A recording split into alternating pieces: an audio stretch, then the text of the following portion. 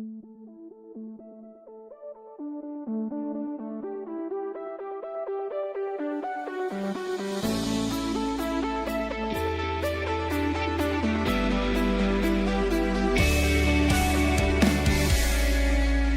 talking about podcasts.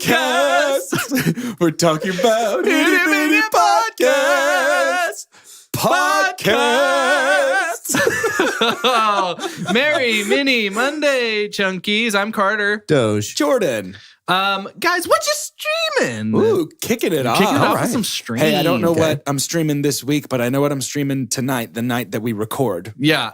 When this goes live Monday, there's going to be many eps of this show watched already by your chunks. I will already be done with the season. Share with Queer us. Eye Season 3 starts tonight. Guys. And I am ready to sob like a baby. Here's my question.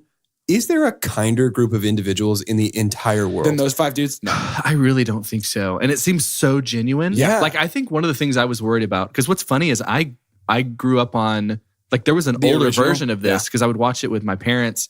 And we always loved it. And I was like, man, I really hope that they don't try too hard to look nice. Like, as if they're, like, not genuine. Yeah. Right. But these guys have continued to feel genuine. And there's, like, a lot of really big issues that are basically themed around each episode. That are, it's educational almost. The first time I watched it, my fear was that it was going to be like, oh, they're just trying so hard to, like, change lives. Right. And I don't feel like they are. They're just the nicest, the most genuine people. Yeah. And for me, that was what made me keep watching every episode. Like, I think the thing that changes lives is how genuine they are. Yeah, it's like 100%. an encounter with genuine, selfless kindness is enough to change somebody's life. Yeah.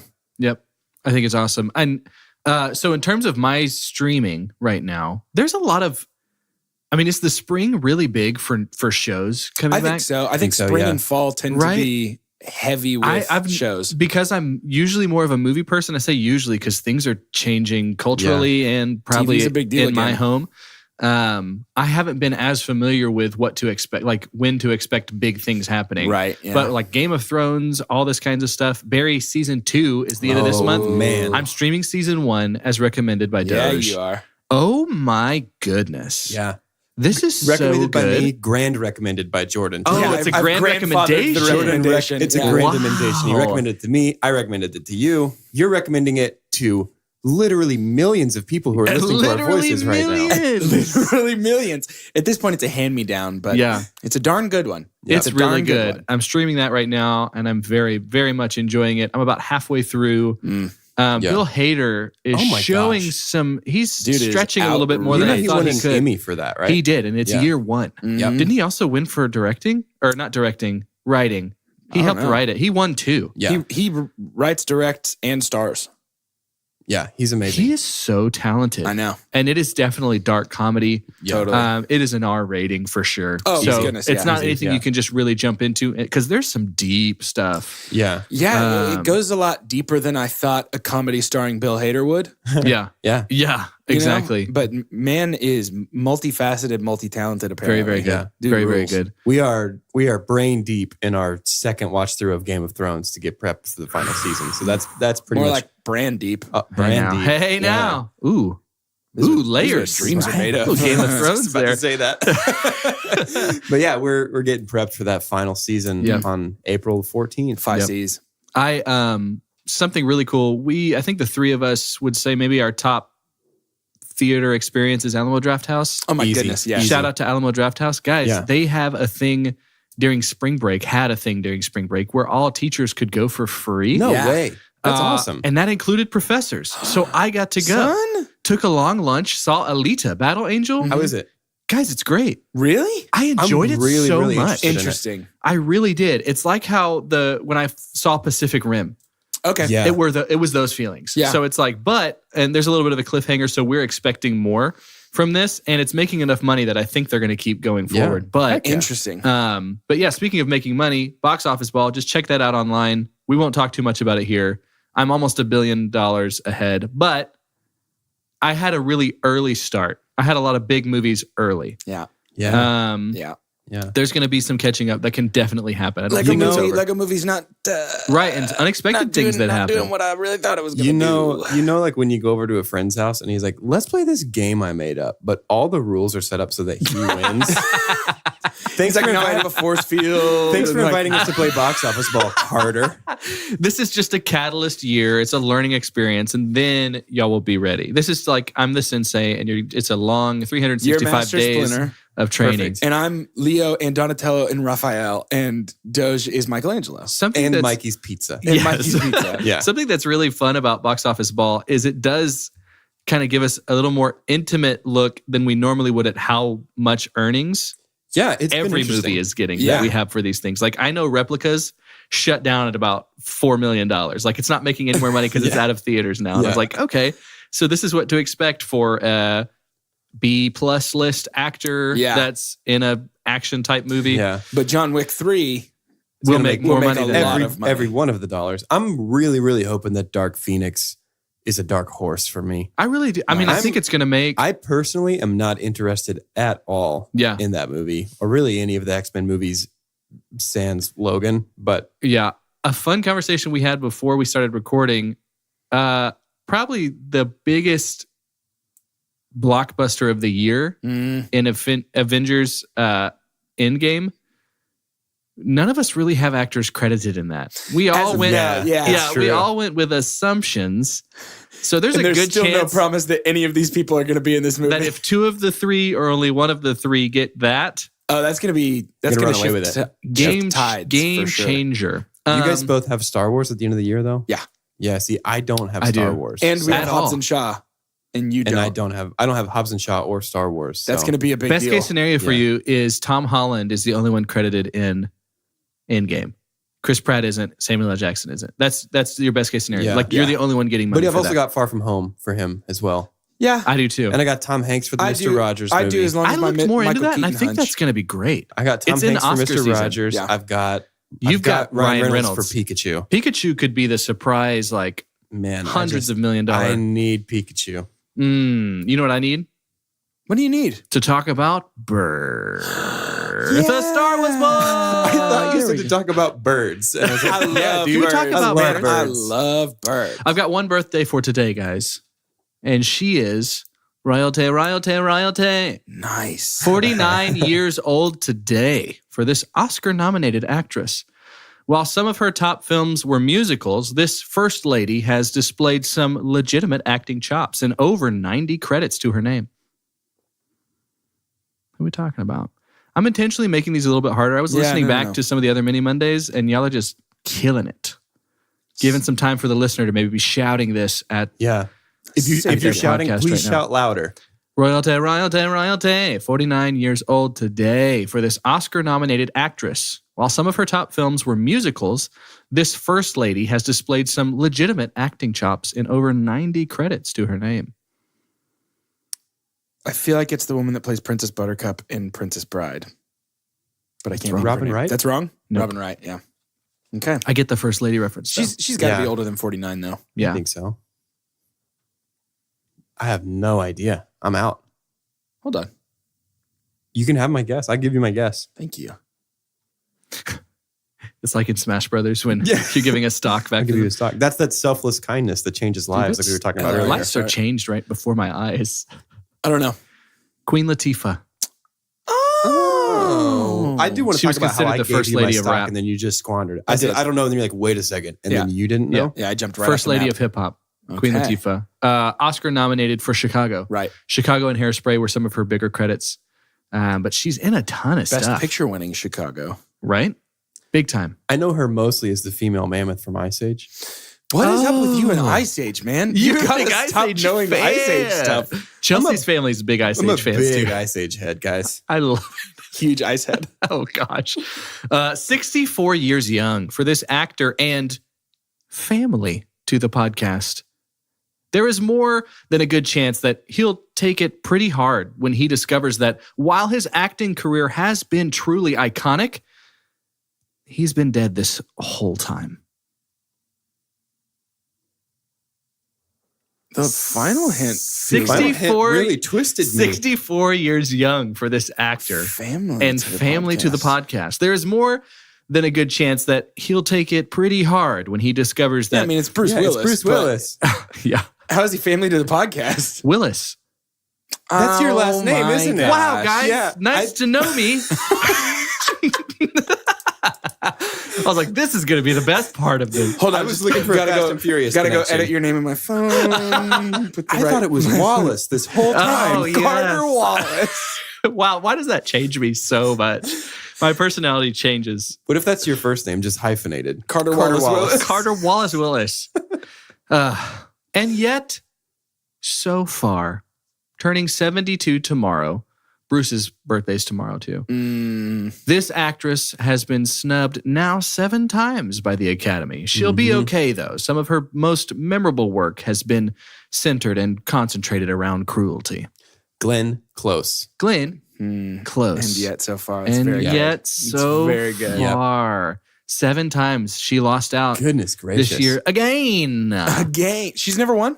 No. She's never won. Got no Wowzers. statue. Not 7 even for nominations. Cruella. Not even for Cruella. Speaking of Cruella, Man, segues on segues this episode. as we Call me prepare Paul Blart. for one of the most fun things. Oh my god! Ew!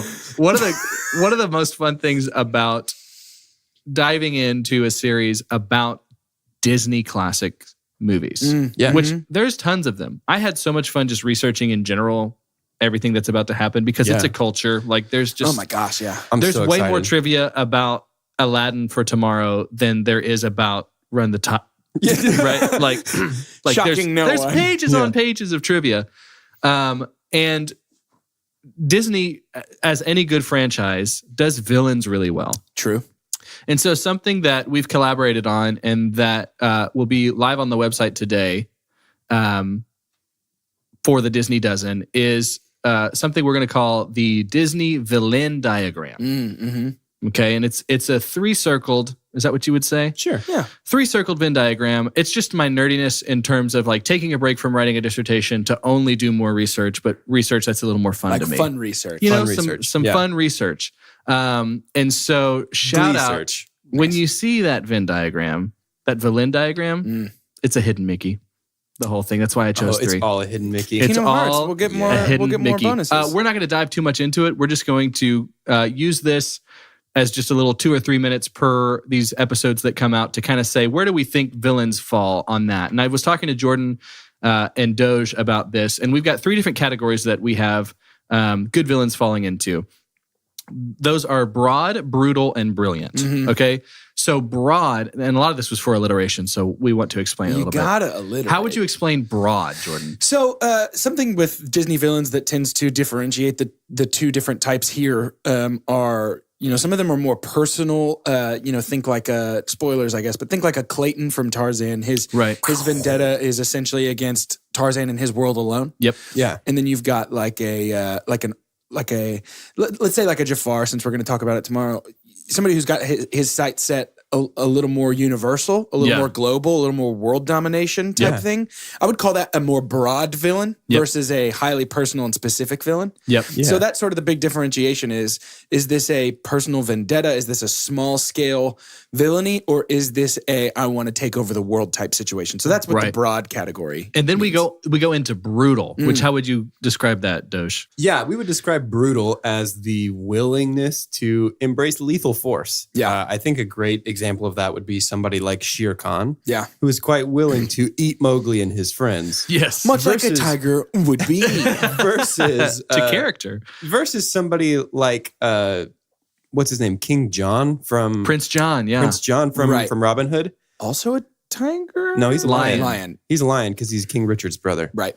Yeah. Yeah. But versus somebody like him who's kind of just goofy, not the character goofy, but the personality trait. He's kind of goofy and kind of just yucks his way through being a villain of a movie. Yep. That's true. And the last category is brilliant. Carter, do you want to shed some light? Yes, brilliant doesn't necessarily mean like Professor X Sure. or someone who's just this cerebral That's the word. villainous figure.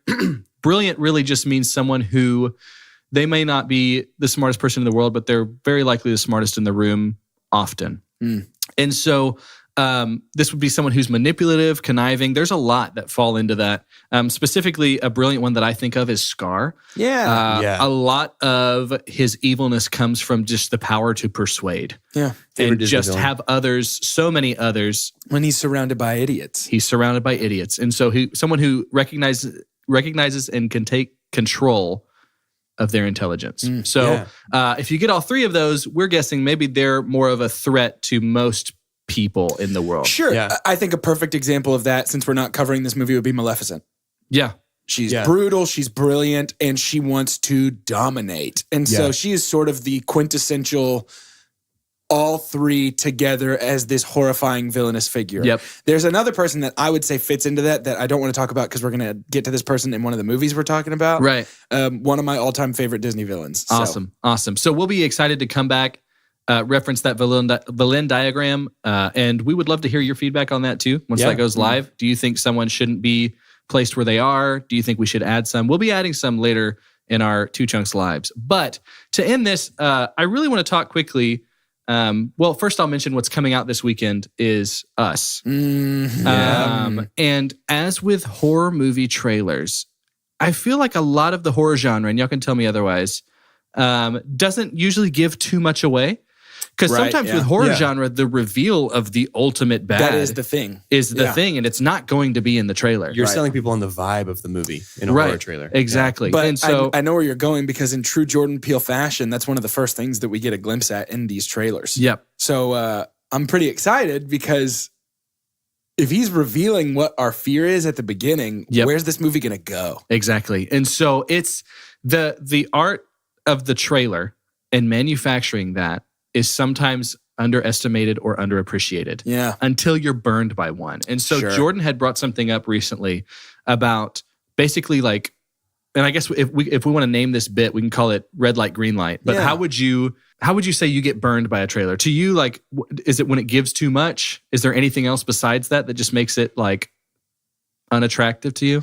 Yeah, I think that sometimes there are movies that I feel like are going to be pretty good that end up having a bad trailer come out that can off-put, sort of. Right. But the biggest thing for me is just if you're giving away things that seem like they're too big in your trailer. Right, then what's the point of spending the money to go and experience it? Right, exactly. So spoilers are a big thing, but it can be hard to discern that sometimes. Yeah. You know? Before we started recording, we were kind of talking about like what were some of the trailers that really stood out to us as if we would have warned people to not watch. Yeah, Doge has a good answer for this. Doge, what's that? Batman versus Superman. That's the movie that burned me on trailers, because there was the first trailer, which was basically just Bruce in the armored bat suit shining the bat signal onto Superman. Cut to black, release date. That's everything. That's all I need to know about that movie. Yeah. But then the second trailer is when they showed Doomsday and when they showed Wonder Woman and kind of just revealed that the third act of the movie was going to be a big CG mess. Yeah. And presented that as, hey, this is the spectacle that you guys are all going to want to see this February. Yeah. And that's when I started to get a bad feeling about that movie. And then the trailer just revealed too much and undercut the dramatic stakes of the whole movie the entire time I was watching it. Yeah, and that's not the first time DC has done something like that. The Aquaman footage, there was actually 11 minutes of movie footage that was released through those 6 or 7 trailers that they did for Aquaman. What? And so they gave so much. But then on the other end too, I mean, yeah, part of the reason why we had a bad feeling a few weeks ago about Aladdin, the new live action Aladdin, bad trailer. Is there were bad trailers. The most recent one was actually great. I watched the most recent one after watching the 1992 animated one, and I'm not excited for the movie now. Right. But I'm not. It doesn't disgust me as much as it did with the previous You can see that it could still possibly make a ton of money. Yeah. One trailer that I saw recently that I thought was done really well, outside of what the Russo brothers always do with any of the Marvel movies that they do. They're only giving us a taste. Like, I mean, we were just saying, Chris Pratt, Tom Holland, so Spider-Man, Star-Lord, and Nick Fury, none of them are credited in this movie, so we really don't know. We technically don't know if they're going to be in it. But have y'all seen the trailer for Frozen 2? No. Yes. Guys, it is so dark and intense, and really all it is, and I would go watch it. Okay. All it is Elsa like trying to run out into the ocean and freezing it. It's really incredible CGI of like freezing it and trying to run up over the waves, and it's just so looming, and you're like, what is going on? and it's just got people's interest so peaked right now. I would actually, I watched that trailer and then I looked at Jess and said, that might be one of the worst trailers I've ever seen. No way. So it because open to interpretation. All it is just set pieces. It's just spectacle. You know what I mean? And it sells me on the vibe of the movie, but I think there's a middle ground. Like you can tend toward spectacle that reveals nothing and spectacle that reveals everything. And I feel like those are two sides of a pendulum. And you want to be in the middle of like, we need to reveal something. Like if I pick up... Does that happen in a teaser most of the time though? Or would you say it's a different law for probably teasers? The first trailer. And I would say that's a teaser. Like the teaser would be something that just because I totally get what you're saying. Vibes and stuff. But I like agree. A first trailer, I think a great example of a trailer that sells me on a movie and gives away part of the premise is the very first trailer for The Last Jedi, which is Luke, the voiceover of him in the cave. I think it's time for the Jedi to end. And that voiceover is just carried throughout the whole movie with different clips from the movie. And that's an excellent trailer because it gives us a sense of what the core conflict is going to be, gives us a sense of the different places the story is going to take us, but it doesn't give away the order of events in any way. Right. Yeah. So Two Chunks are open to being your outlet for a lot of information. So we love this stuff. We love talking about this stuff all the time. If you ever want to email us and be like, hey, I'm really pumped about X, a trailer just came out. Do you think I should watch it? And based off of our different criteria, we might be able to tell you yay or nay, whatever you want. But we'd love to have just more opportunity to talk about movies. Yeah. So, okay, to close out this episode, we've talked a little bit about our categories for the Villenn Diagram, the Disney Villenn Diagram. Brutal, broad, brilliant. If you were to go up against any villain, we're not going to name what the villain is or anything like that. What would be the last category or the last aspect of that villain that you would want to go up? What is the most intimidating to you? So I'm Carter, and mine would be brilliant. I think the villains in cinema that I have feared the most are the ones that can get the upper hand on me and persuade me without my own control. Or if I am against them, if they are my antagonist, I don't think I would ever feel comfortable. So mine would be, I don't really want to mess with a brilliant villain. Fair enough. I'm Doge, and I'm also going to go with brilliant for much of the same reasoning. I think it's the most compelling villains are the ones that you kind of get that third act twist of like, oh no, they've been in control this whole time because they planned it out because they're brilliant. I'm Jordan, and for me personally, if I'm the one going head to head, the last thing I want is a broad villain. Because I don't want to have to worry about the entire world while I'm also trying to fight a villain. Fair enough. Not interested in that. Yeah, a lot of weight on your shoulders. It's too much. If they get past me, the world ends. All of the chunkies are gone. You don't want that. Yeah, I panic when a light turns yellow and I don't know if I should hit the brakes or not. No, that's the worst feeling. It would be just too much.